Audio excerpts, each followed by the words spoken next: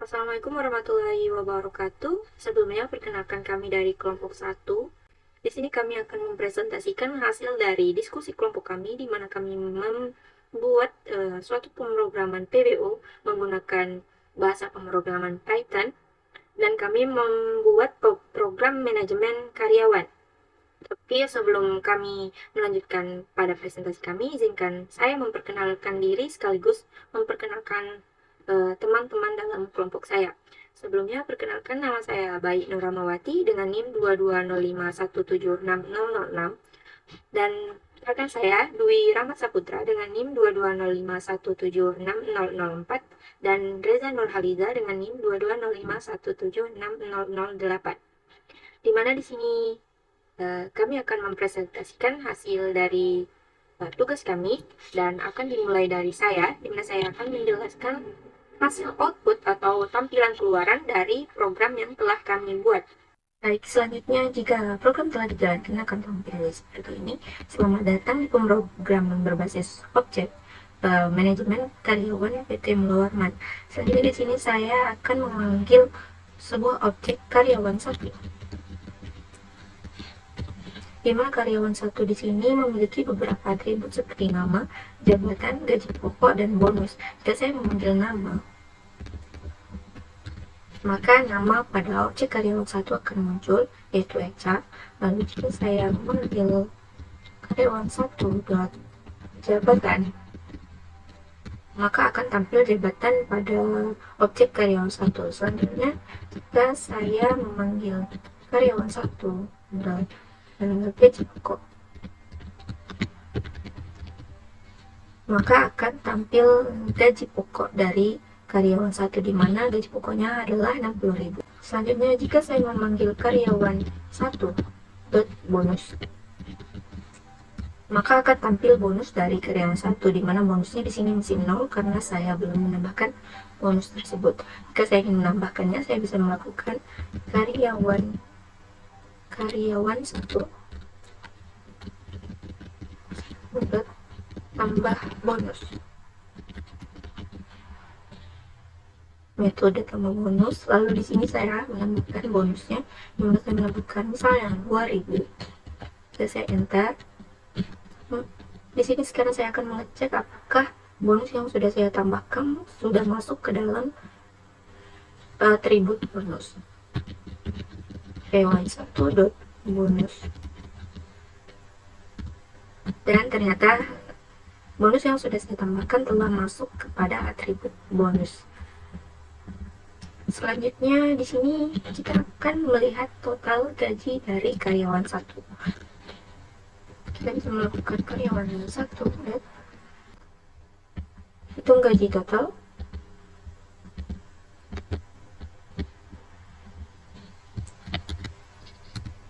Di mana gaji total di sini akan menghasilkan penjumlahan dari gaji pokok dan bonus. Dan gaji totalnya menjadi 62.000. Selanjutnya saya akan menampilkan detail dari objek karyawan satu, di mana saya bisa memanggil karyawan satu menggunakan metode tampilkan info.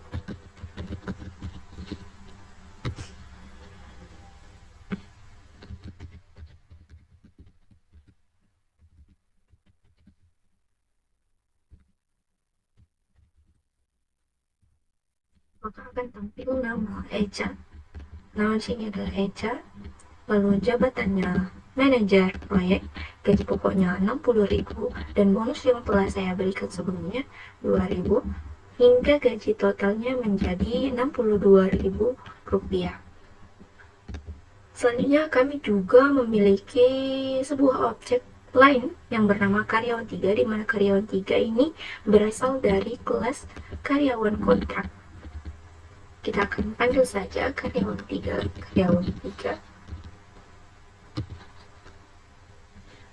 Nah, di sini karyawan 3 memiliki beberapa atribut seperti nama dan jabatan, gaji pokok, dan ada get durasi kontrak serta set durasi kontrak, di mana get durasi kontrak ini bisa menampilkan durasi kontrak yang sebelumnya telah kita atur, sementara set durasi kontrak ini dapat merubah berapa lama durasi kontrak yang ingin kita berikan sendiri.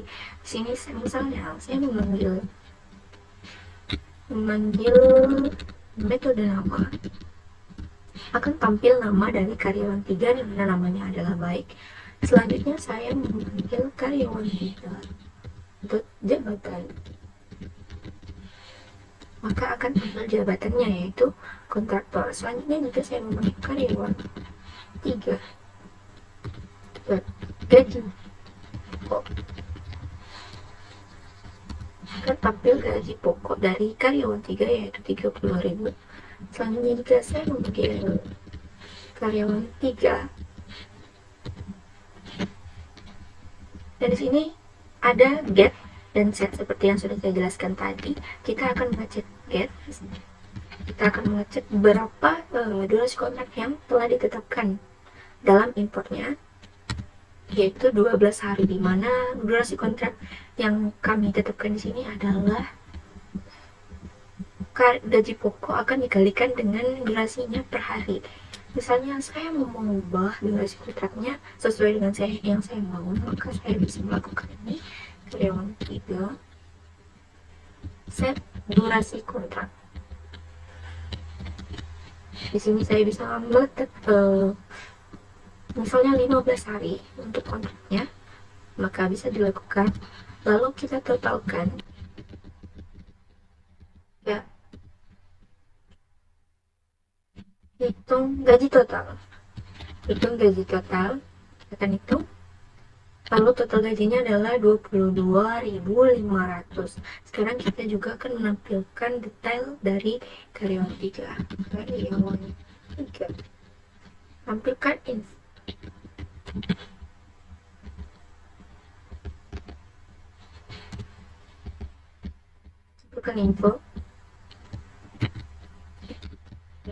Tampilkan info.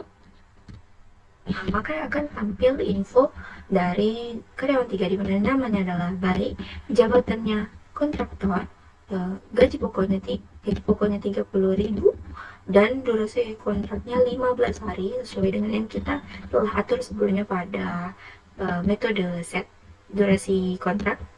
Metode set durasi kontrak kita untuk 15. Lalu total gaji dari karyawan 3 adalah 22.500, dimana ini berasal dari gaji pokok yang dikalikan dengan durasi kontraknya per hari. Mungkin itu saja yang bisa saya jelaskan dari output keluaran kami. Untuk penjelasan selanjutnya akan dijelaskan oleh rekan-rekan saya. Sebelumnya telah dijelaskan oleh rekan saya mengenai jalannya pemrograman ini. Nah, selanjutnya di sini saya akan menjelaskan codingan bagian pertama atau objek pertama dalam pemrograman berorientasi objek yang sudah kami buat. Langsung saja di sini terdapat inputan printf yang gunanya untuk menampilkan tampilan awal, yaitu tampilan selamat datang dalam pemrograman ini. Kemudian di sini terdapat kelas karyawan tetap. Nah, kelas karyawan tetap itu adalah objek pertama di dalam pemrograman ini. Nah, di dalam kelas karyawan tetap itu terdapat beberapa variabel dan juga fungsi dari objek karyawan tetap. Jadi, kegunaan kelas sendiri adalah sebagai kata kunci untuk mendefinisikan fungsi dan variabel dari sebuah objek. Nah, langsung saja di sini kita ke fungsi yang pertama, yaitu fungsi init. Di dalam fungsi ini terdapat atribut-atribut dari objek karyawan tetap yang nanti akan ditampilkan di outputan, yaitu terdapat nama, jabatan, gaji pokok, dan juga bonus. Kemudian di sini terdapat self. Self sendiri berada di setiap variabel di dalam kelas karyawan tetap, yang dimana self itu sebagai parameter pertama dan gunanya untuk mengakses atribut saat pemrograman dijalankan. Kemudian lanjut ke fungsi yang kedua, yaitu fungsi tambah underscore bonus. Nah, fungsi ini gunanya untuk memasukkan bonus karyawan tetap. Jadi di sini kita bisa menambahkan bonus dari karyawan tetap sesuai dengan keinginan kita dengan perhitungan bonus sebelum ditambahkan bonus sesudah kita masukkan. Nah, lanjut ke fungsi yang ketiga, yaitu fungsi hitung underscore gaji underscore total, yang dimana fungsi ini gunanya untuk menampilkan hasil atau gaji keseluruhan dari karyawan tetap dengan perhitungan gaji pokok ditambahkan dengan bonus. Nah, bonusnya ini bisa dari bonus yang tidak ditambahkan ataupun bonus yang ditambahkan. Nah, di sini kita menggunakan return agar dapat langsung menampilkan hasil perhitungannya. Kemudian fungsi yang terakhir dari objek pertama ini adalah tampilkan underscore info, yang dimana isinya akan menampilkan atribut-atribut beserta isi atribut dari objek karyawan tetapnya. Di sini kita menggunakan printf dan juga kurung kurawal agar dapat menampilkan langsung isi dari atribut dengan mengambil dari variabel-variabel yang sudah kami buat di dalam kelas karyawan tetap ini. Nah, mungkin itu saja penjelasan mengenai objek pertama dalam pemrograman ini. Mungkin objek selanjutnya akan dijelaskan oleh rekan saya. Di sini saya akan melanjutkan penjelasan dari codingan program kami, yaitu program manajemen karyawan perusahaan. Yang pertama di sini terdapat kelas karyawan kontrak, di mana pada kelas ini menunjukkan konsep inheritas, yaitu kelas karyawan kontrak ini merupakan subkelas dari karyawan tetap, yaitu kelas karyawan kontrak ini mewarisi atribut dan metode dari karyawan tetap. Dan kita tuh dapat mengganti atau memodifikasi atribut dan perilakunya. Jadi bisa dikatakan karyawan tetap ini merupakan kelas induknya dan karyawan kontrak ini merupakan kelas anakannya. Dan selanjutnya di sini terdapat dev init, di mana ini menunjukkan konstruktor. Konstruktor di sini yaitu digunakan untuk menginisialisasi atribut dari kelas induk, yaitu nama, jabatan, gaji pokok, dan juga di sini terdapat atribut tambahan yaitu durasi kontrak. Selanjutnya di sini terdapat super init. Jadi fungsi super di sini digunakan untuk memberikan akses ke atribut dan metode dari kelas induk. Selanjutnya di sini terdapat self durasi kontrak sama dengan durasi kontrak. Ini digunakan untuk menginisialisasi atribut durasi kontrak dengan nilai parameter durasi kontrak. Jadi atribut ini menyimpan durasi kontrak dari karyawan kontrak. Dan di sini untuk durasi kontrak ini menggunakan jenis atribut protected. Dan untuk metodenya, di sini terdapat metode getter dan setter yang merupakan contoh inkapsulasi. Inkapsulasi di sini digunakan untuk mengatur akses ke atribut protected dari durasi kontrak. Dan yang pertama di sini terdapat def get durasi kontrak dengan return self durasi kontrak. Ini digunakan untuk mengembalikan nilai durasi kontrak. Selanjutnya terdapat metode def set durasi kontrak. Ini digunakan untuk mengatur nilai durasi kontrak.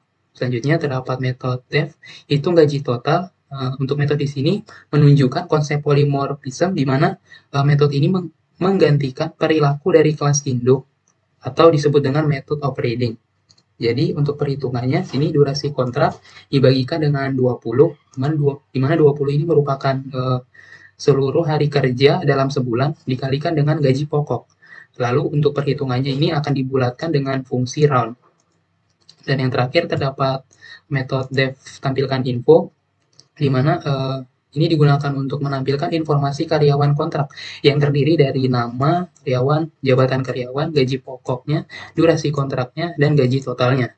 Selanjutnya saya akan menjelaskan pernyataan import di sini dengan membuat modul baru. Jadi dalam PBO, pernyataan import digunakan untuk mengimpor modul atau berkas eksternal ke dalam program yang telah dibuat. Jadi pada import memungkinkan untuk menggunakan kelas, fungsi, atau variabel yang telah didefinisikan dalam modul tersebut. Di sini terdapat pernyataan from UTS import karyawan tetap, karyawan kontrak, di mana kita mengimpor dua kelas, yaitu karyawan tetap dan juga karyawan kontrak dari modul dengan nama UTS. Jadi nama modul ini harus sesuai dengan nama modul dari kelas yang kita importkan. Selanjutnya kami menambahkan 3 objek atau instance.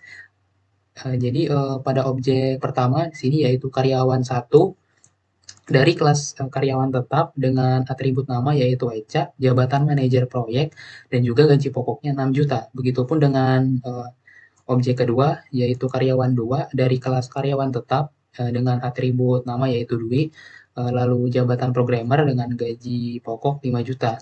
Dan di sini untuk objek ketiga yaitu karyawan 3 dari kelas karyawan kontrak dengan atribut nama yaitu baik, jabatan kontraktor, gaji pokoknya 4.500.000. Dan di sini untuk durasi kontraknya yaitu 12 hari. Ya, mungkin sekian penjelasan mengenai codingan atau outputan program manajemen karyawan perusahaan dari kelompok kami. Mohon maaf apabila kelebihan dan kekurangannya. Kami akhiri, terima kasih. Wassalamualaikum warahmatullahi wabarakatuh.